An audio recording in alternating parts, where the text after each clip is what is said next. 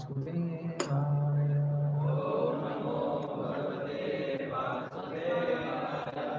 ओम नमो भगवते वासुदेवाय।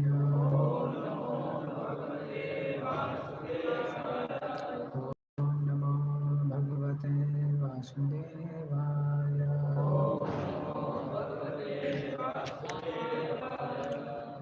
तो आज हम पढ़ रहे हैं स्कंद 10 अध्याय 81 श्लोक क्रमांक 41। एतद् ब्रह्मण्यदेवस्य श्रुत्वा ब्रह्मण्यतां नरः लब्धभावो भगवति कर्मबन्धाद् विमुच्यते। एतद् ब्रह्मण्यदेवस्य श्रुत्वा ब्रह्मण्यतां नरः लब्धभावो भगवति कर्मबन्धाद् विमुच्यते। एतद् ब्रह्मण्यदेवस्य श्रुत्वा ब्रह्मण्यतां नरः लब्धभावो भगवति कर्मबन्धाद् विमुच्यते।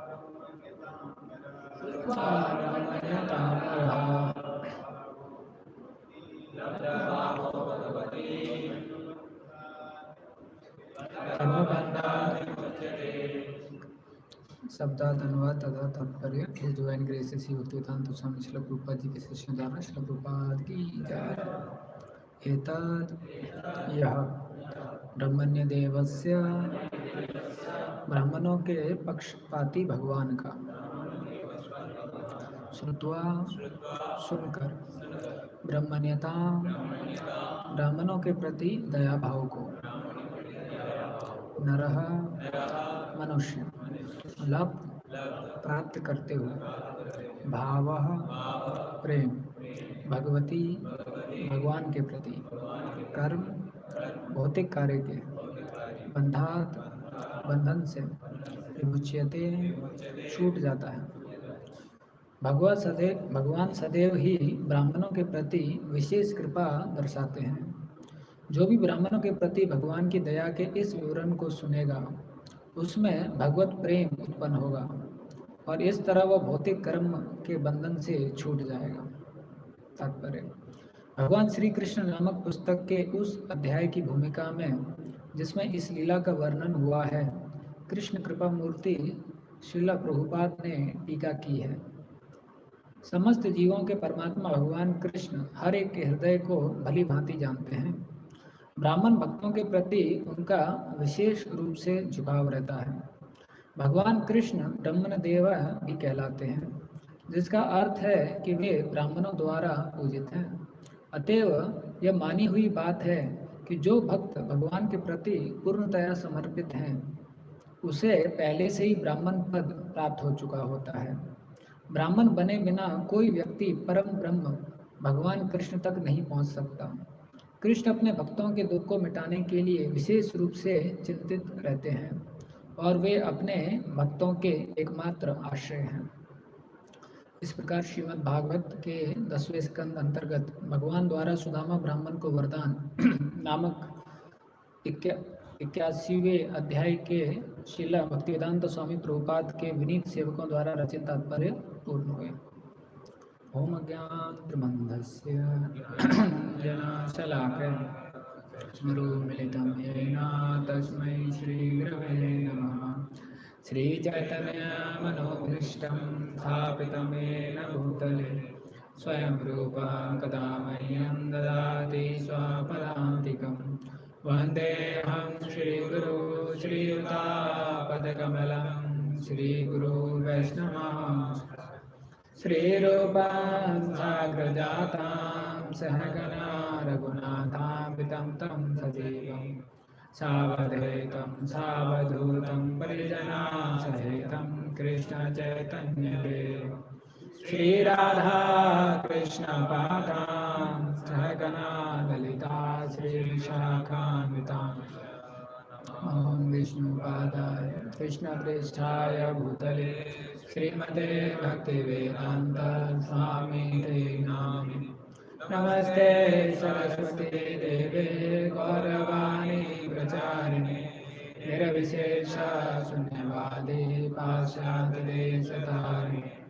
नमो महावन्याय कृष्ण प्रेम प्रदायते कृष्णाय कृष्ण चैतन्य नामने गौरसे नमः।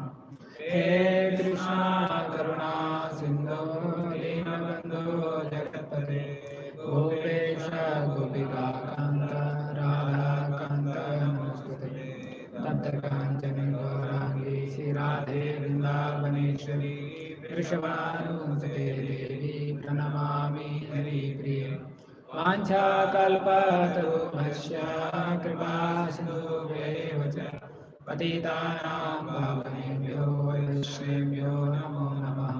जय श्री कृष्ण चैतन्य प्रभु नित्यानंद श्री अद्वैत गदाधर श्रीवासादि गौर भक्तवृंद। हरे कृष्णा कृष्णा कृष्णा हरे हरे हरे राम राम राम हरे हरे। हरे कृष्णा। तो ये अंतिम श्लोक है इस अध्याय का, जिसका शीर्षक है भगवान द्वारा सुदामा ब्राह्मण को वरदान। तो हम सभी भक्तों का आशीर्वाद चाहेंगे, जिससे कि इसके ऊपर कुछ चर्चा कर सकें अपने शुद्धिकरण के लिए और भगवान के गुणगान और भगवान की प्रसन्नता के लिए। तो ये बहुत ही प्रसिद्ध अध्याय है, ये बहुत ही प्रसिद्ध लीला है। तो हाल ही में हम द्वारका गए थे, वहाँ पर ही पास में पोरबंदर करके जगह है। तो सुदामा ब्राह्मण जो हैं वो पोरबंदर में रहते थे, जो करीबन 100 किलोमीटर की दूरी पर है द्वारका से। और हम जानते हैं कैसे सुदामा ब्राह्मण जो हैं आए और कैसे उन्होंने भगवान के लिए कुछ लेके आए और भगवान ने आदान प्रदान किया। तो उसी लीला को कॉपी करते हुए बहुत सारे लोग जो हैं, भले उनके पास बहुत सारा धन है, लेकिन फिर भी बहुत सूखे से चावल लेके आते हैं भेंट द्वारका में और इसी आशा से लेके आते हैं कि जब हम भी वापस जाएंगे तो जैसे सुदामा ब्राह्मण का 7 स्टार बिल्डिंग बन गया था, वैसे हमारा भी बन जाए। तो अगर आप भेंट द्वारका में जाएंगे तो पूरा जो कक्ष है वो चावलों से भरा हुआ है, क्योंकि आज भी चावल लेके लोग आते हैं। और ये तो ब्राह्मण थे, लेकिन कई जो ब्राह्मण नहीं हैं वो भी चावल लेके आते हैं इसी आशा में। तो हमने जब वहाँ गए तो हमने पूछा कि आप लोग चावल लेके क्यों आए हैं? बोले अरे आपको पता नहीं, वो ब्राह्मण चावल लेके आया था और भगवान ने उसको आदान प्रदान किया और बहुत बड़ा उसका मकान बन गया, घर बन गया, इतना धन ऐश्वर्य आ गया। उसी आशा में हम भी लेके आते हैं। और जो वहाँ के पुजारी हैं वो भी यही बताते हैं कि आप चावल लेके आइए और देखिए फिर आपके जीवन में क्या हो जाएगा। यहाँ पर बस बैठिए और चावल जो है भगवान को अर्पण कीजिए। तो उनके बटुए में 2-2 हज़ार के नोट रखे हुए हैं, बहुत सारा धन है, ऐश्वर्य है, लेकिन सिर्फ चावल अर्पण करके वो आ जाते हैं। तो हम इस लीला में समझने का कोशिश करेंगे कि भगवान ने सुदामा जी के प्रति ऐसे आदान प्रदान क्यों किया। तो विश्वनाथ चक्रवर्ती ठाकुर जी जो हैं उनका बहुत सुंदर कमेंट्री है, और प्रभुपाद जी भी इसके ऊपर कुछ टीका लिखे हैं जो उनकी कृष्ण बुक है उसके ऊपर, उसके अंदर। तो हम देखते हैं कि जो सुदामा ब्राह्मण थे वो बहुत गरीब थे, और ये पोरबंदर नामक जो जगह है वहाँ पर रहते थे, और इतने गरीब थे कि उनको रोज़ का खाने को भी नहीं मिलता था। और कृष्ण के भक्त थे, ये सबको पता था। तो कई बार लोग जो हैं उनसे पूछते थे कि अरे आप तो कृष्ण के भक्त हैं और फिर भी आप इतने गरीब हैं, आपको खाने को भी नहीं मिलता है। तो सुदामा ब्राह्मण जो है उनको बोलते थे कि मैं क्या करूं, ये तो मेरे कर्म का फल है जो मैं भोग रहा हूँ, लेकिन मेरी जो भक्ति है भगवान के प्रति वो इस पर निर्भर नहीं है, भगवान तो बहुत दयालु हैं। तो जब भी कोई उनसे ऐसे बात करता था तो सुदामा ब्राह्मण जो है ये सिद्धांत देके उनको शांत करते थे कि मेरा कर्म है उसको मैं भोग रहा हूँ। फिर जब उनकी पत्नी ने उनको बताया कि अरे आप इतना दुखी हैं, मैं आपकी दुखी अवस्था देख नहीं पा रही, और ये जो बच्चे हैं इनकी भी अवस्था मैं देख नहीं पा रही हूँ, तो आप कृपया करके वापस जाइए, आप कृपया करके जाइए और जो कृष्ण भगवान है द्वारकाधीश उनके पास में जाइए, वो ज़रूर आपकी मदद करेंगे। तो विश्वनाथ चक्रवर्ती ठाकुर बताते हैं कि जो सुदामा हैं जब उन्होंने अपनी पत्नी की बात सुनी कि जो उनकी पत्नी है वो कैसे व्याकुल हो रही है उनकी अवस्था देखकर, और जो बच्चों की अवस्था देखी, और दूसरा उन्होंने मन में सोचा कि ये बहुत अच्छा मौका है कि मैं कृष्ण के दर्शन कर पाऊँगा। तो ये दो कारण की वजह से जो सुदामा ब्राह्मण है उन्होंने निश्चय कर लिया कि मैं जाऊँगा ऐसा। तो हम देखते हैं कि अधिकांश जीवन में हम जो सिद्धांत है वो दूसरों पे लगाते हैं और जिम्मेदारी सिर्फ अपना लेते हैं, लेकिन ऐसा दृष्टांत बताया जाता है कि philosophy for oneself and responsibility for others, हमें जो सिद्धांत है वो अपने ऊपर लगाना चाहिए और दूसरे लोगों का जिम्मेदारी लेना चाहिए। तो जब धृतराष्ट्र महाभारत में आता है कि जब धृतराष्ट्र अपने बारे में सोचता था कि मेरे को कभी भी राज्य नहीं मिला, मेरे को हमेशा धोखा दिया गया, मेरे को राज्य मिलना चाहिए, तो अपने ऊपर कभी सिद्धांत नहीं लगाता था कि मेरा कर्म फल है उसकी वजह से मेरा ये हाल है। लेकिन जब विदुर जी धृतराष्ट्र को बोलते थे कि देखो ये दुर्योधन जो है किस प्रकार से पांडवों के प्रति अत्याचार कर रहा है, तब धृतराष्ट्र बोलता था मैं क्या कर सकता हूँ, ये तो उनका कर्म है। तो सिद्धांत उनके ऊपर लगाता था, और जबकि एक राजा होने के नाते तो उसकी जिम्मेदारी थी उसको नहीं निभाता था। लेकिन हम देखते हैं सुदामा के जीवन में अपने व्यक्तिगत रूप में वो कभी विचलित नहीं हुए, लेकिन वो जो सिद्धांत है वो अपने बच्चों के ऊपर नहीं लगाए, जो सिद्धांत है अपनी पत्नी के ऊपर नहीं लगाए, उनका उन्होंने पूरा जिम्मेदारी लिया कि ये जो है इस पीड़ित अवस्था में मुझे इनकी मदद करना चाहिए। और ये किस भाव में वो कर रहे थे, भगवान को केंद्र बिंदु रखकर भगवान की प्रसन्नता के लिए, और उस चीज़ में कैसे उनको भगवान की कृपा भी मिलेगी ऐसा। तो जो सुदामा ब्राह्मण हैं ये सोचकर कि मुझे भगवान के दर्शन भी मिलेंगे और जो ये मेरी पत्नी है जो इतना व्याकुल हो रही है मेरी अवस्था से उसका भी निवारण हो जाएगा, तो ऐसा करके वो चलने लग जाते हैं। और जो वहाँ पर वो जाते हैं तो भगवान जो हैं उनको बहुत विशेष रूप से स्वागत करते हैं। तो जो सुदामा जो हैं भगवान के प्रिय मित्र थे, लेकिन वो बहुत पुरानी बात थी और उस समय पर ऐसे बीच बीच में बात नहीं होती थी, ऐसा कुछ मोबाइल नहीं था या ऐसा कोई साधन नहीं था। तो कई सालों के बाद में अभी सुदामा जो हैं कृष्ण भगवान से मिलने जा रहे हैं, और अभी जो परिस्थिति है वो पूरा बदल गई है। सुदामा जो है बहुत गरीब हो चुके हैं और कृष्ण भगवान जो है वो द्वारकाधीश हो चुके हैं, और अलग से एक नया जो स्मार्ट सिटी है द्वारका उसका एक रचना हो चुका है जो उस समय का सबसे बढ़िया सिटी था। तो जब सुदामा जैसे ही प्रवेश करते हैं पहले ही उनके मन में द्वंद्व था कि क्या कृष्ण मुझे पहचानेंगे, क्या कृष्ण मुझे समझ पाएंगे, और जैसे ही वो सिटी में प्रवेश करते हैं तो उनको द्वंद्व और ज़्यादा हो जाता है, क्योंकि द्वारका इतना विशाल था, इतना ज़्यादा उसमें लग्जरी था, ओपुलेंस था। तो फिर भी सुदामा जो है चलने लग जाते हैं। फिर हम देखते हैं कि जिस प्रकार से कृष्ण भगवान उनका आदान प्रदान करते हैं, तो जो सुदामा हैं वो ऐसा सोचा भी नहीं था उन्होंने कि कृष्ण भगवान इस प्रकार से आदान प्रदान करेंगे। तो जब कृष्ण भगवान उनसे आदान प्रदान करते हैं तो सुदामा जो है बहुत ही ज़्यादा ओवरवेल्म हो जाते हैं, बहुत ही ज़्यादा प्रभावित हो जाते हैं भगवान के आदान प्रदान से, और फिर भगवान जो है उनको लेके चले जाते हैं अंदर कमरे के अंदर। तो हम देखते हैं भगवान की विशेषता है कि भगवान जो हैं हर जीव के जो अवस्था है उसको बहुत अच्छी तरीके से समझते हैं, और जब वो आदान प्रदान करते हैं तो इतना विशेष रूप से आदान प्रदान करते हैं कि जो जीव है वो अपेक्षा भी नहीं रखता कि भगवान इतना ज़्यादा आदान प्रदान करेंगे। बाद में सुदामा ब्राह्मण बोलते हैं कि अरे मैं तो ब्राह्मण भी नहीं हूँ, ऐसा बोलते हैं कि मैं तो ब्रह्म बंधु हूँ, लेकिन फिर भी भगवान ने मुझे गले लगाया, फिर भी भगवान ने मेरे को इतना अच्छी तरीके से स्वागत किया ऐसा। तो जब हम ग्रैटिट्यूड की बात करते हैं तो कृतज्ञता हृदय में कब आती है, जब सामने से आदान प्रदान होता है। तो हम देखते हैं कि जो भगवान हैं वो आदान प्रदान करने में बहुत विशेष हैं, और इतना आदान प्रदान करते हैं कि भक्त ने अपेक्षा भी नहीं किया होता है।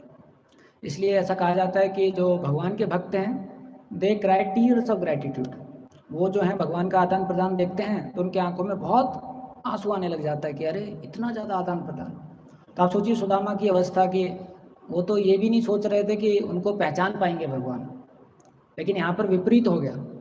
भगवान पहचाने ही नहीं, इतना भव्य तरीके से उनका और प्रेम तरीके से आदान प्रदान किया। वैसे ही एक रामायण में कथा आती है कि जब गुहा छोटे थे तो उनके जो पिता हैं वो भगवान राम की कहानियाँ सुनाते थे उनको। तो बचपन से ही उनको भगवान के प्रति हृदय में बहुत प्रेम की भावना थी और साख्य प्रेम की भावना थी। तो जब वो थोड़े से बड़े हुए तो उन्होंने पिताजी से बोला कि पिताजी मुझे राम जी के दर्शन करने हैं, मुझे उनसे मिलना है। तो उनके पिताजी ने बोला कि अभी बहुत अच्छा मौका है, वशिष्ठ मुनि के गुरुकुल से जो चारों भाई हैं अपनी शिक्षा पूर्ण करके वापस आ रहे हैं। तो जो भगवान राम हैं, लक्ष्मण हैं, भरत है, शत्रुघ्न हैं और जितने भी अयोध्यावासी हैं वो दोनों तरफ खड़े हुए हैं, और दशरथ महाराज जो हैं रथ पे चारों भाइयों को लेके आ रहे हैं। तो सभी उनको निहार रहे हैं, सभी दर्शन कर रहे हैं, आप भी चले जाइए। लेकिन इनके मन में भी भाव आया कि अरे मैं भगवान से मिलने जा रहा हूँ तो खाली हाथ कैसे जा सकता हूँ, क्योंकि एक भक्त का हमेशा भाव रहता है कि मुझे भगवान को कुछ सेवा करना है। तो फिर ये तो जंगल में रहते थे, तो जो लकड़ी है उसका उन्होंने एक टोकरी बनाते हैं, उसका लकड़ी का छोटा सा धनुष बनाते हैं, लकड़ी के 2 पादुका बनाते हैं और टोकरी में रखकर चले जाते हैं। और ये फिर राह देख रहे थे, ये भी खड़े हो जाते हैं अयोध्या वासियों के साथ में, और सामने से देखते हैं कि रथ पे दशरथ महाराज और चारों भाई आ रहे हैं। अब जैसे ही रथ पास में आ जाता है तो इनके मन में विचार आने लग जाता है कि यही मौका है, मैं राम जी से व्यक्तिगत रूप से मिल सकता हूँ। लेकिन फिर इन्होंने सोचा कि मैं तो राम जी के प्रति इतना प्रेम रखता हूँ, लेकिन वो तो मुझे बिल्कुल जानते ही नहीं है। अभी अगर मैं ऐसे कोशिश किया आगे जाने के लिए और बाद में पता चला राम जी ने बोला कि ये कौन है मैं जानता नहीं, तो मुझे तो ज़िंदगी भर के लिए जेल में डाल दिया जाएगा। फिर उन्होंने सोचा लेकिन यही मौका है, जो भी है मैं कोशिश करूँगा। तो तुरंत जो है उस भीड़ से बाहर निकल के आगे जाने की कोशिश करते हैं। तो जितने भी सैनिक होते हैं रथ के चारों तरफ उनको मारने लग जाते हैं। तब तक जो है वो अपना हाथ ऊपर करते हैं राम जी के प्रति, तो राम जी जो है उनका हाथ पकड़ के रथ के ऊपर खींच लेते हैं। तो दशरथ महाराज हैं वो राम जी से पूछते हैं ये कौन है। तो अभी जो गुहा है वो सोच रहे होते हैं कि भगवान क्या उत्तर देंगे, क्योंकि पहला मिलन है और ये तो भगवान को बहुत प्रेम करते हैं, साख्य भाव है, लेकिन भगवान का क्या भाव है वो उनको पता नहीं। तो तुरंत भगवान जो है दशरथ महाराज को बताते हैं कि ये मेरा दोस्त है और उनको आलिंगन कर लेते हैं।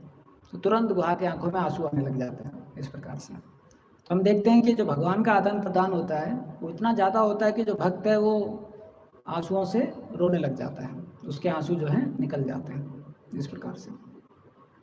और इस दुनिया में जो ये कृतज्ञ भाव है ये होना बहुत मुश्किल हो जाता है, क्योंकि एक तो हमारा जो ग्रीड है और जो हमारा प्राइड है वो उसमें ऑब्स्टेकल आ जाते हैं। तो चेतन चरण पूजी ने एक आर्टिकल लिखा है जिसमें बताते हैं कि जो ग्रीड है और जो प्राइड है, जो लालच है और अहंकार है, वो कृतज्ञता में बहुत बड़े बाधा है।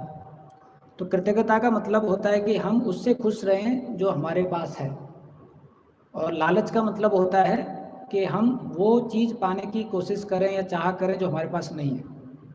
तो जो कृतज्ञता है उसका बिल्कुल विपरीत है लालच, क्योंकि कृतज्ञता में हमें खुश रहना है जो हमारे पास है, और जो लालच है उसमें व्यक्ति जो है वो उस चीज़ की आशा रखता है जो उसके पास में नहीं है।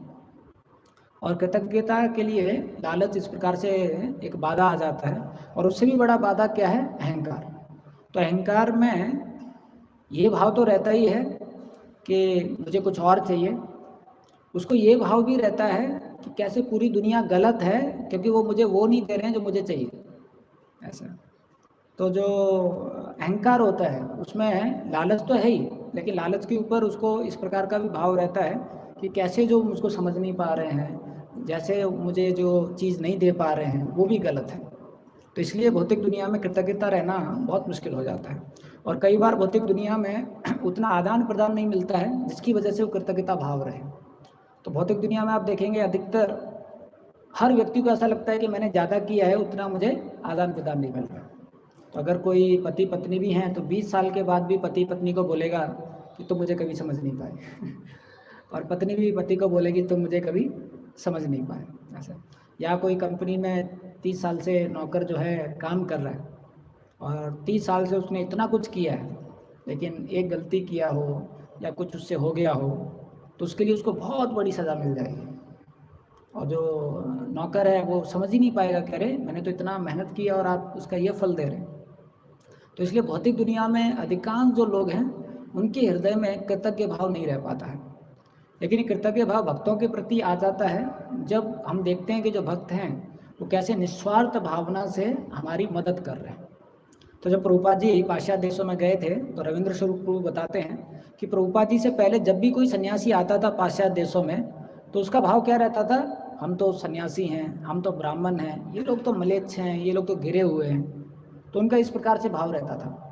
लेकिन जब प्रभुपाद जी अमेरिका में गए तो प्रभुपाद जी जब हिप्पीज़ को देखे, जो ये पाश्चात्य देश के जो नागरिक थे उनको देखे, तो प्रभुपाद जी का भाव ऐसा नहीं था कि पतित हैं, गिरे हुए हैं। प्रभुपाद जी का भाव ये था कि वो आशा के आंखों से देख रहे थे कि ये वैष्णव बन सकते हैं, ऐसा। तो ऐसा कहा जाता है कि वही प्रचारक बन सकता है जो दूसरे लोगों में आशा रखता है।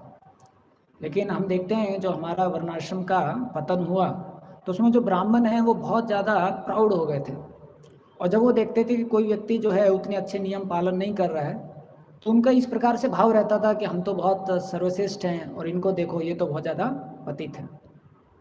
लेकिन एक भक्त का ऐसा भाव नहीं रहता है। तो प्रभुपाद जी का ये भाव था कि ये भक्ति की शक्ति से सुधर सकते हैं, ये भक्ति की शक्ति से अच्छे इंसान बन सकते हैं, ऐसा। तो सुदामा जी की ज़िंदगी में हम देखते हैं कि वो बहुत ज़्यादा कृतज्ञ महसूस कर रहे थे कि भगवान जो हैं उन्होंने किस प्रकार से मेरे को आदान प्रदान किया। फिर सुदामा जी बैठ जाते हैं वहाँ पर और फिर हम देखते हैं कि जो भगवान हैं वो देखते हैं कि वो एक छोटी सी थैली लेके आए हुए हैं। अब सुदामा जो हैं पहले तो जब शुरुआत में जब उनकी पत्नी ने बोला कि आप खाली हाथ नहीं जा सकते हो, आप कुछ लेके जाइए, तो लेके जाते हैं। लेकिन जैसे ही द्वारका में प्रवेश करते हैं तो उनको समझ में आता है कि अरे ये मैं क्या लेके आया हूँ। अब जैसे ही महल में प्रवेश करते हैं तो उनको और ज़्यादा महसूस होने लग जाता है कि मैं क्या लेके आया हूँ। तो आप सोचिए अभी भगवान जो है द्वारकाधीश हैं, उनका महल इतना विशेष था। उस समय पर जो वैदिक समय में महल होते थे उसमें ऐसे कृत्रिम लाइट नहीं होता था, उसमें उस प्रकार के मणि होते थे जो दिन में सूरज की लाइट ले लेते थे और रात में अपने आप प्रकाशमय हो जाते थे। हर चीज़ अपने आप चमकता था, हर चीज़ बहुत नेचुरल होता था, हर चीज़ सोने का और असली मोतियों का रहता था। तो सुदामा जो है बहुत ही ज़्यादा उनके मन में लगने लगा कि मैं कैसे भगवान को दे सकता हूँ। तो भगवान जो है वो जैसे ही देख लेते हैं तो भगवान छीन लेते हैं।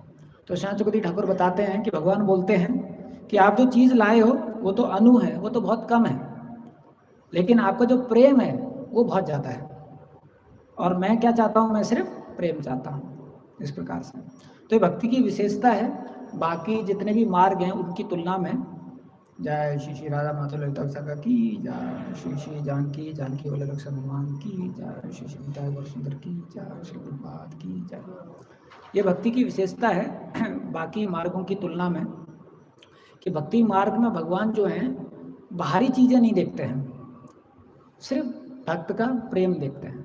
लेकिन बाकी मार्गों में हम देखते हैं जो व्यक्ति कितनी मेहनत करता है और कितने इलेबोरेट अरेंजमेंट करता है और कितने समय के लिए मेहनत करता है। तो हम देखते हैं जब नारद मुनि जो है प्राचीन परिषद के पास में जाते हैं तो उनके बारे में कहा जाता है कि एक यज्ञ खत्म होता था तब तक दूसरा यज्ञ शुरुआत होने के लिए सब व्यवस्था हो जाती थी। तो जैसे ही एक यज्ञ खत्म होता था दूसरा शुरुआत करते थे, दूसरा खत्म होता था तीसरा शुरुआत करते, तीसरा खत्म होता था चौथा शुरुआत करते थे। और उनको लगता था कि मैं तो बहुत अच्छी तरीके से कर्म कांड में लगा हूँ और मुझे तो सब कुछ अच्छा ही मिलेगा, स्वर्ग में मैं जाऊँगा। तो हम देखते हैं जो बाकी मार्ग हैं उसमें कितनी मेहनत करनी पड़ती है, कितना ज़्यादा अरेंजमेंट करना पड़ता है, और फिर भी उसमें जो फल है वो बहुत कम मिलता है। तो नारद मुनि आते हैं और उनको बताते हैं कि अरे आप ये जो मार्ग कर रहे हो इसमें कुछ भी हो सकता है, और आप ये धारणा लेके मत रहो कि इसमें कोई गलती नहीं होगा और उसका आपको फल नहीं मिलेगा। तो प्राचीन परिषद बहुत ज़्यादा चकित हो जाते हैं कि इसमें क्या गलती होगा। तो नारद मुनि बोलते हैं कि इसमें अगर कुछ गलती हो गया यज्ञ करते समय तो जो जानवर है जिसको नया रूप मिलना चाहिए वो मिलेगा नहीं, तो तो आपको जानवर को मारने का पाप लग जाएगा। और जितने भी वो जानवर हैं, आप तो कर्म यज्ञ कर रहे हैं, आप तो कर्मकांड यज्ञ कर रहे हैं, लेकिन वो जो जानवर हैं वो आपको उतना ही दर्द देंगे जितना दर्द उनको हो। तो जब ये नारद मुनि से वो बात सुनते हैं तो बहुत चकित हो जाते हैं, अरे ये क्या चीज़ है। तो हम देखते हैं बाकी मार्गों में हर मार्ग में दोष रहते हैं, हर मार्ग में बहुत मेहनत होती है और जो फल है बहुत अनिश्चित रहता है। वैसे ही हम देखते हैं विश्वामित्र मुनि 60,000 साल के लिए एक पैर पे खड़ा होकर तपस्या की, लेकिन जब आप भक्ति की बात सुनते हैं तो आप देखोगे बहुत छोटी छोटी चीज़ें आती हैं लीलाओं में और उससे भगवान प्रसन्न हो जाते हैं। जैसे यहाँ पर सुदामा जो है थोड़ा सा चावल लेके आ गए, भगवान प्रसन्न हो गए। वैसे ही जब भगवान जो है दुर्योधन के पास में आए तो दुर्योधन के पास 56 भोग था देने के लिए भगवान को, लेकिन भगवान बोले कि दो ही परिस्थिति में आदमी खाता है, या तो भूखा हो या प्रेम हो। भूख मुझे लगी नहीं है और प्रेम आपसे है नहीं तो फिर वो जो भगवान है विदुर जी के यहाँ पे ले जाते हैं। और आप सोचिए विदुरानी जो है भगवान से इतना प्रेम में विमोहित हो जाती हैं, ओवरवेल्म हो जाती हैं कि जो केले का छिलका है उसको खिलाने लग जाती हैं, केला फेंकने लग जाती हैं। तो ये भगवान की विशेषता है कि भगवान सिर्फ प्रेम देखते हैं। आप सोचिए अगर हमारे केस में कोई हमसे कितना भी प्रेम करता हो, लेकिन अगर वो केला फेंक रहा है, छिलका हमको देख रहा है तो हम तुरंत उसको बोलेंगे भैया थोड़ा संभाल के क्या ये। क्योंकि हम लोग बाहरी चीज़ों से बहुत प्रभावित हो जाते हैं, हम प्रेम को नहीं देख पाते हैं। लेकिन भगवान जो है वो बाहरी चीज़ों से प्रभावित नहीं होते हैं, वो प्रेम को देखते हैं और भगवान ही वो चीज़ कर पाते हैं ऐसे। तो हम देखते हैं जो भक्ति की लीलाएं हैं उसमें छोटा सा आदान प्रदान है और भगवान बहुत प्रसन्न हो जाते हैं। किसी ने बेर दे दिए तो भगवान प्रसन्न हो गए, किसी ने छिलका दे दिया तो भगवान बहुत प्रसन्न हो गए, किसी ने थोड़ा सा जैसे कुब्जा का हम उदाहरण सुनते हैं, जो चंदन है वो कृष्ण बलराम को दे दिया तो भगवान उससे प्रसन्न हो गए, शुद्ध प्रेम दे दिया। लेकिन आप कर्म ज्ञान योग का मार्ग देखिए, उसमें कोई भी आपको एक उदाहरण नहीं मिलेगा जिसमें व्यक्ति ने थोड़ा सा कुछ किया और एकदम भगवान प्रसन्न हो गए। आपको ऐसे उदाहरण मिलेंगे जिसमें उन्होंने कई सालों के लिए मेहनत की और बाद में पता चला कि कुछ मिल नहीं रहा है इस प्रकार से। तो ये भक्ति की बहुत विशेषता है कि थोड़ा सा कोई कुछ करता है भगवान प्रसन्न हो जाते हैं और भगवान उस भक्त का भाव देखते हैं। तो रूप गोस्वामी जी जब व्याख्या दे रहे हैं भक्ति का तो वो बताते हैं जो स्वरूप लक्षण है अनुकूलेन कृष्णानुशीलनम, तो ये भक्ति की परिभाषा ही ऐसा है कि किसी भी बाहरी चीज़, किसी भी बाहरी दृष्टिकोण, किसी भी बाहरी परिस्थिति पर निर्भर नहीं करती है। कोई भक्त किसी भी अवस्था में किसी भी प्रकार का क्यों ना हो वो शुद्ध भक्ति कर सकता है। तो अनुकूलेन कृष्णानुशीलनम, अनु मतलब कि अगर वो गुरु साधु शास्त्र के अनुसार कर रहा है तो प्रभुपाद जी बताते हैं कोई भी क्रिया अगर गुरु साधु शास्त्र के अनुसार की जाती है तो फिर इंटरनल पोटेंसी में आ जाती है, वो बाहरी एक्सटर्नल पोटेंसी में नहीं रहता है। और क्या परख है कि इंटरनल पोटेंसी में है या एक्सटर्नल पोटेंसी में है। अगर कोई क्रिया, इंटरनल पोटेंसी को हिंदी में क्या बोलेंगे, हाँ अंतरंगा शक्ति और बहिरंगा शक्ति। तो अगर कोई क्रिया अंतरंगा शक्ति में हो रही है तो वो क्रिया के माध्यम से हम कृष्ण भगवान के पास में आ जाएंगे। इसका मतलब कि वो जो क्रिया है वो अंतरंग शक्ति के अधीन हो रही है। और अगर कोई क्रिया जो है बहिरंगा शक्ति के अधीन हो रही है तो वो क्रिया के माध्यम से हम भगवान से दूर चले जाएंगे ऐसा। तो आप देखोगे जब विदुर जी को दुर्योधन चेस्टाइज करता है कि अरे आपने हमारा नमक खाया है और आप अपना सांस लेके यहाँ से बाहर निकलो, तो समय पे हैं विदुर जी जो हैं तुरंत सोचते हैं कि ये तो भगवान की कृपा है, अभी मैं जंगल में जाऊँगा वहाँ साधुओं को मिलूँगा, भगवान की भक्ति करूँगा। तो प्रभुपाद जी लिखते हैं उस तात्पर्य में कि जो विदुर जी जो है वो अंतरंगा शक्ति के अधीन कार्य कर रहे हैं। क्यों? क्योंकि उस परिस्थिति में वो भगवान के पास आ गए। और जो दुर्योधन है वो बहिरंगा शक्ति के अधीन कार्य कर रहे हैं। क्यों? क्योंकि उन्होंने एक भक्त का अपराध कर दिया तो कृष्ण से और दूर हो गए ऐसे। तो हमारे ज़िंदगी में भी हम देख सकते हैं अगर कोई क्रिया हम कर रहे हैं, अगर वो गुरु साधु शास्त्र के अधीन है तो वो आध्यात्मिक हो जाएगी। और दूसरा उस क्रिया के माध्यम से अगर हम कृष्ण के पास जा रहे हैं, इसका मतलब जो क्रिया है वो अंतरंगा शक्ति के अधीन है। तो कई बार हो सकता है किसी भक्त के जिंदगी में अलग अलग प्रकार की परिस्थिति आए, लेकिन अगर वो अंतरंगा शक्ति के अधीन है तो चाहे किसी भी प्रकार की परिस्थिति क्यों ना है, उस परिस्थिति में भी वो भक्त जो है कृष्ण भगवान के पास जाने के लिए रास्ता देख लेगा। क्योंकि इस दुनिया की जो परिस्थिति हैं वो दोनों चीज़ कर सकती हैं। वो आपको माया के पास भी लेके जा सकती हैं और कृष्ण के पास भी लेके जा सकती हैं। लेकिन अंतरंगा शक्ति का अधीन है तो कृष्ण के पास लेके जाएंगी, बहिरंगा शक्ति के अधीन है तो माया के पास लेके जाएंगी। और इस दुनिया की जितनी भी परिस्थिति हैं उनकी सफलता किस चीज़ पे निर्धारित रहती है? भक्त के लिए खासकर, अगर मैं कृष्ण के पास गया हूँ। तो भले परीक्षित महाराज जो हैं उनको श्राप मिला कि आप 7 दिन के बाद में मर जाएंगे, लेकिन वो भी उनके लिए ब्लेसिंग हो गया, वो भी उनके लिए भगवान की कृपा हो गया। क्यों? क्योंकि वो उस परिस्थिति में भगवान के पास जा पाए। इस प्रकार से तो भक्त जो है किस प्रकार से अपनी गणना करता है, किस प्रकार से अपना मापदंड नापता है कि इस परिस्थिति में मैं कैसे भगवान के पास जाऊं।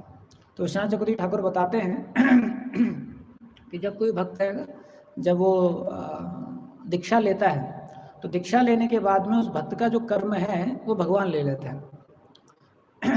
अब उस भक्त के ज़िंदगी में जो कुछ भी हो रहा है वो भगवान के अनुसार आयोजित है।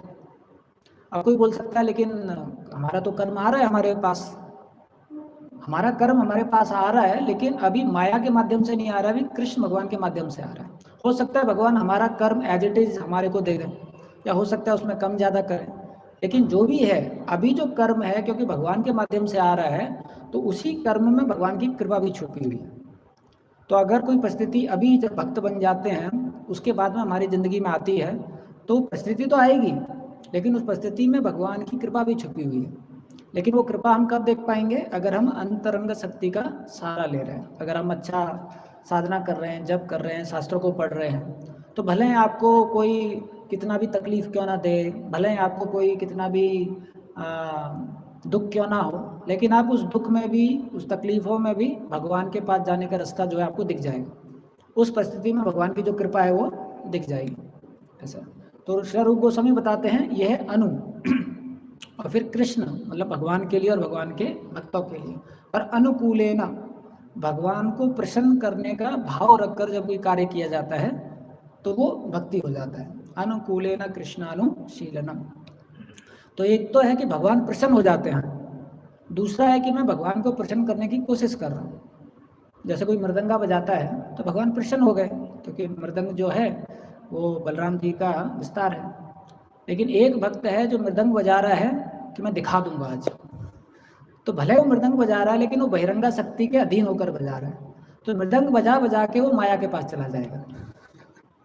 दूसरा भक्त मृदंग बजा रहा है लेकिन ये भाव से बजा रहा है कि मुझे भगवान को प्रसन्न करना है, तो भगवान दोनों में प्रसन्न हो रहे हैं। पहले वाले में भगवान उसको प्रसन्न होकर माया के पास भेज देंगे और दूसरे वाले में भगवान प्रसन्न होकर उसे अपने पास लेके आ जाएंगे। तो इसलिए आप देखिए रूप गोस्वामी जी ने जो ये परिभाषा दी है उसमें चुन चुन के ऐसे सुंदर शब्द चुने हैं जो भक्ति की जो पराकाष्ठा है उसको प्रकाश करते हैं कि कैसे हमारा भाव रहना चाहिए कि मुझे भगवान की प्रसन्नता के लिए करना है। ऐसा तो जो सुदामा जी जो हैं, जब उनका भगवान ने इस प्रकार से जो चावल है वो ले लिया और उसको जब खाने लगे तो उसके बाद में हम देखते हैं कि जो सुदामा है वो सोचने लगा कि मैं ऐसे भगवान से कुछ कैसे मांग सकता हूँ, क्योंकि भगवान ने मुझे इतना अच्छी तरीके से, सुंदर तरीके से आदान प्रदान किया है।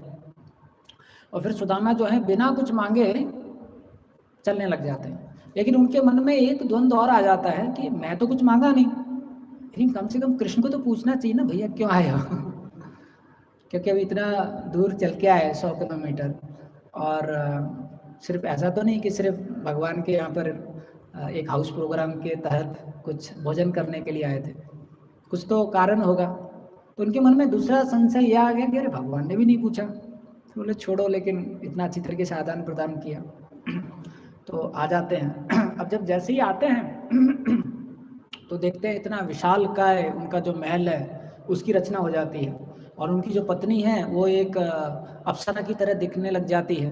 तो श्री चक्रवर्ती ठाकुर बताते हैं कि जब उनकी पत्नी रात में सोई थी तो फटे कपड़े थे, ज़मीन पर वो सोई थी, बच्चे भी अच्छे कपड़े पहने नहीं सोए थे।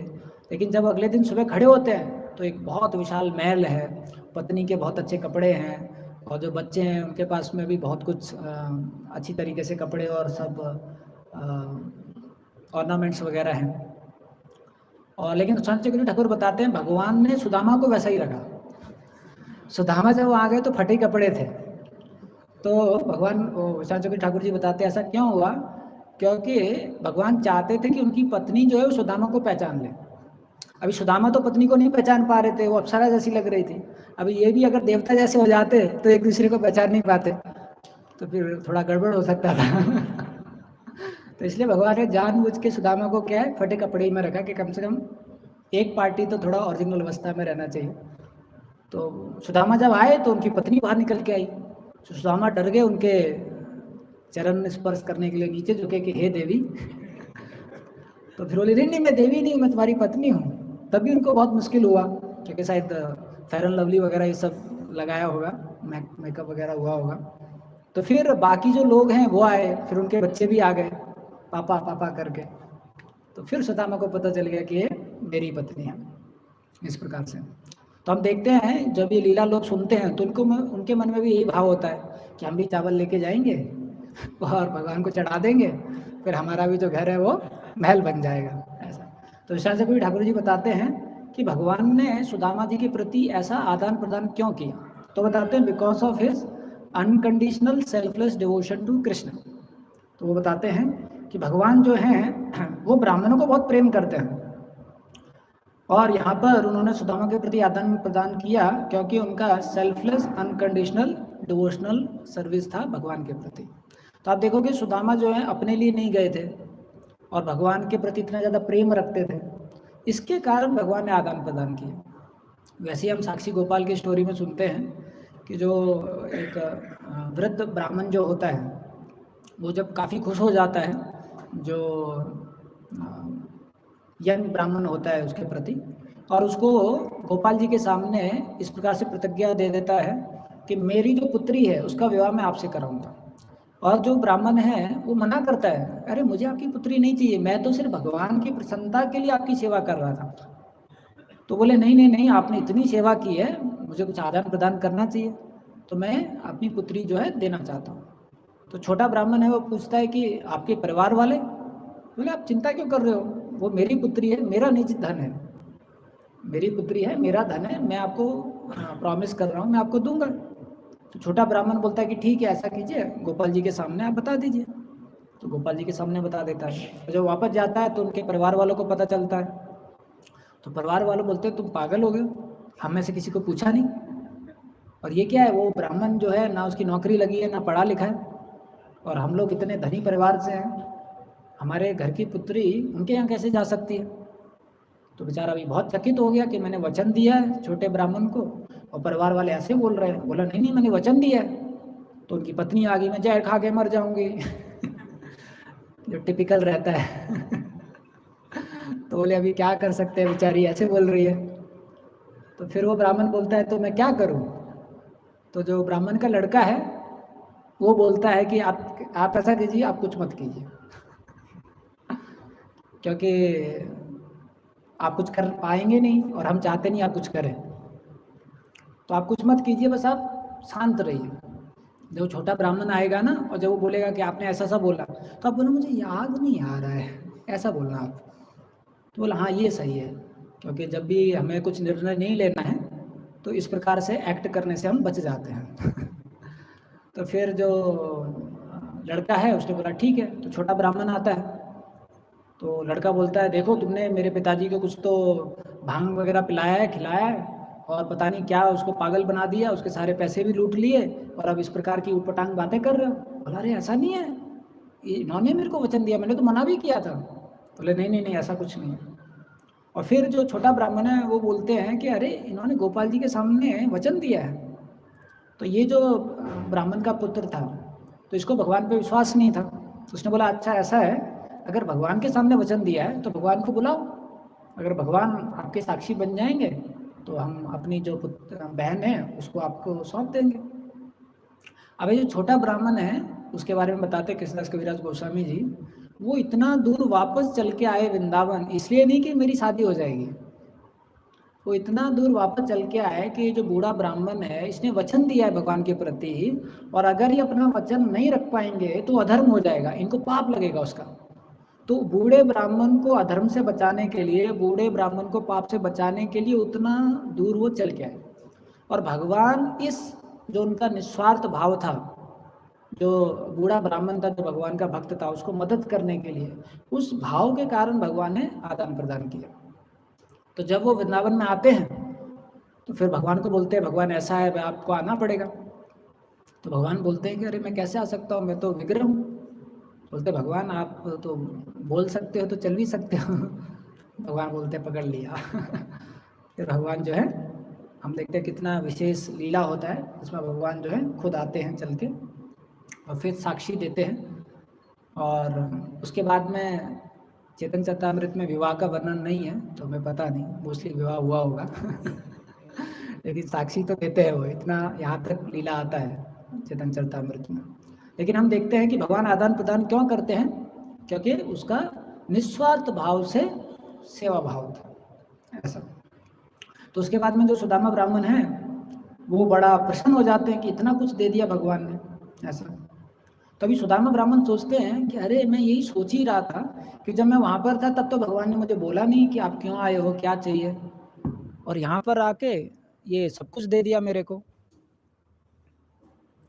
यहाँ पर आके मेरे को सब कुछ दे दिया।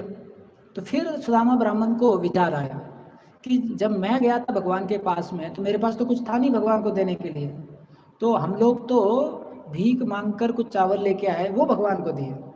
तो भगवान के मन में इस प्रकार से एक भाव था कि उसने तो वो चीज़ दिया जो उस पर था नहीं, अब मैं उसको कैसे आदान प्रदान करूं। आप सोचिए भगवान का विचार।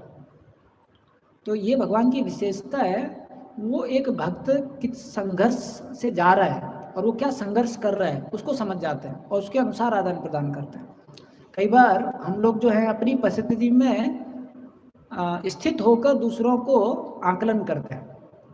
तो कई बार हो सकता है हमारे पास सारी सुख सुविधा है और कोई नया भक्त आ रहा है जो बेचारा बहुत संघर्ष कर रहा है सेवा करने के लिए, और उसने छोटी सी सेवा की, तो हमको लगता है क्या बड़ी सेवा की है, मैं एक फ़ोन घुमाऊंगा तुरंत हो जाएगी। लेकिन हमको नहीं पता उसके लिए वो बहुत बड़ा संघर्ष है। हम तो फ़ोन घुमाएंगे तुरंत सेवा हो जाएगी, किचन से कोई आ जाएगा, कुछ आइटम बन जाएगा। वो बेचारे के लिए बड़ा संघर्ष है, कैसे वो इधर उधर गया होगा, उसने संघर्ष किया होगा, तब कहीं जाके 40 परमिशन लेके सिग्नेचर लेके तब कहीं जाके उसने सेवा को मैनिफेस्ट किया होगा।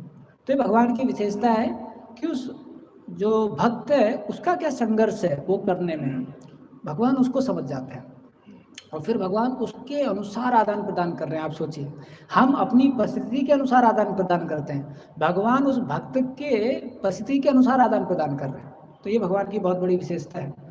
तो भगवान सोचते हैं कि अरे उसने क्या किया मेरे लिए, ऐसा। तो फिर भगवान जो है आदान प्रदान करते हैं। अब सुदामा की महानता देखिए कि इसलिए भगवान ने वहाँ पर उनसे पूछा नहीं और ना ही वहाँ से आदान प्रदान किया, क्योंकि भगवान को थोड़ा सा शर्म आ रहा था। तो इसलिए भगवान ने बोला जब ये चला जाएगा तो चुपचाप आदान प्रदान कर दूंगा। अब सुदामा को जब सब कुछ मिल गया तो सुदामा क्या सोच रहे हैं कि मैं प्रहलाद महाराज की तरह तो हूँ नहीं कि इतना ज़्यादा धन ऐश्वर्य और शक्ति मिल जाएगा और मैं उससे प्रभावित नहीं होऊंगा। तो फिर उन्होंने सोचा कि मैं ये जितनी भी सारी चीज़ें हैं इससे प्रभावित नहीं होऊंगा। तो ऐसा बताते हैं विश्वनाथ चक्रवर्ती ठाकुर दैट जो सुदामा जो हैं वो ये सारी चीज़ प्राप्त करने के बाद भी उतनी सामग्री इस्तेमाल करते थे जितना उनको ज़रूरत है। तो एक बार हमने अंग्रेजी में पढ़ता हूँ फिर हिंदी में इसको बोलूँगा। Although surrounded by material opulence, Sudama only enjoyed what was necessary to maintain himself. Fixed in his was, Sudama continued sleeping on earth. He became completely absorbed in hearing and chanting about Krishna and rendering other forms of devotion service. ऐसा। तो इसमें वो बता रहे हैं कि जो सुदामा जो हैं वो उतना ही चीज़ इस्तेमाल करते थे जितना उनको चाहिए, और अभी भी कहाँ सोते थे, नीचे, जबकि उनके पास बहुत अच्छा लग्जरियस बेड था लेकिन नीचे ही सोते थे। और किस चीज़ में मग्न रहते थे, भगवान के चिंतन में, ऐसा। तो ये कहा जाता है जो भक्त हैं, एक तो वो प्रकार के भक्त हैं जो बाहरी चीज़ों से प्रभावित नहीं रहते हैं, चाहे भले ही उन पर कितना भी धन हो ऐश्वर्य हो, उससे प्रभावित नहीं होते, ना ही उससे आइडेंटिफाई करते हैं। तो इस प्रकार के भक्त भी उस जितनी भी सामग्री है उसको अच्छी तरीके से भगवान की सेवा में इस्तेमाल कर सकते हैं और दूसरे भक्तों के प्रति भी उनको कोई अपराध नहीं करेंगे, ना ही उनको अहंकार आएगा। लेकिन अगर कोई इन चीज़ों से प्रभावित हो जाता है तो उसके अंदर अहंकार आ जाता है, और जो दूसरे लोग हैं उनको अच्छी तरीके से वो समझ नहीं पाता है, उनके प्रति अच्छी तरीके से उनका आदर भाव नहीं रह पाता है। तो जो भक्त है अगर वो अपने आप को इन सब चीज़ों से बचा के रखता है, तब वो अपना जो हृदय का जो सॉफ्टनेस है उसको बचा के रख पाएगा। तब वो जो दूसरे भक्त हैं जिनके पास ये सब चीज़ नहीं है, उनके प्रति आदर जो है उसको, सम्मान जो है उसको बना के रखेगा। कई बार अगर हम बहुत ज़्यादा ऑपुलेंस में रहते हैं तो दूसरों की जो स्थिति है उसको नहीं समझ पाते हैं। अगर हमारे पास सारा ऐश्वर्य है, बहुत अच्छा घर है, बहुत अच्छा एसी है, बहुत अच्छी सुख सुविधा है, बहुत सारे नौकर हैं, और फिर कोई हमको भिखारी दिखाई देता है जो भीख मांग रहा है, तो हमें उसका दुख समझ नहीं पाता है, क्योंकि हमारे पास तो सब कुछ है। लेकिन एक दिन अगर उसका ज़िंदगी जी लिया तो उस दिन से हम डेली भिखारी को कुछ ना कुछ देने लग जाएंगे कि भैया इसका परिस्थिति जो है असली में बहुत ज़्यादा दुखमय है। तो सुदामा जो है इन सब चीज़ों से प्रभावित नहीं हुए, वो अपना जो निस्वार्थ जीवन है भगवान की भक्ति के लिए उसको कंटिन्यू किए, और जो भी उनको चीज़ मिला उसे सिर्फ भगवान की कृपा समझकर भगवान की सेवा में इस्तेमाल किया। उसके बाद बहुत अच्छी तरीके से लीला कंक्लूड करते हैं, क्योंकि ये अंतिम श्लोक है इस अध्याय का। तो विश्वनाथ चक्रवर्ती ठाकुर जी जो हैं वो ये लीला कंक्लूड करते हैं बोल के, Krishna does not give as much material wealth as a neophyte devotee में डिजायर। भगवान जो हैं उतना धन ना दें एक नियोफाइट डिवोटी को जितना वो चाहता है, but only what will promote his spiritual advancement. But उतना ही देंगे जितना उसको आध्यात्मिक जिंदगी में आगे बढ़ने के लिए मदद करे। However, some say that Krishna will give unlimited wealth to assist the devotion service of his प्रेमी भक्तास। लेकिन जो शुद्ध भक्त हैं उनको भगवान अपार धन देंगे जिससे कि वो भगवान की सेवा में लगा सकें। ऐसा तो एक बार हम एक प्रवचन सुन रहे थे जिसमें हिज होलीनेस हलधर स्वामी महाराज बता रहे थे, देखिए कृष्ण का भक्त है, उसके पास किसी चीज़ की कमी नहीं है, उसको सब कुछ मिल रहा है, ऐसा करके बता रहे थे। तो अधिकांश लोगों ने हाथ खड़ा कर दिया था कि हाँ हमको सब कुछ मिल रहा है। कुछ ग्रस्त भक्त जो हाथ खड़ा नहीं कर रहे थे। तो फिर महाराज बताए अगर नहीं मिल रहा है इसका मतलब बहुत लालची है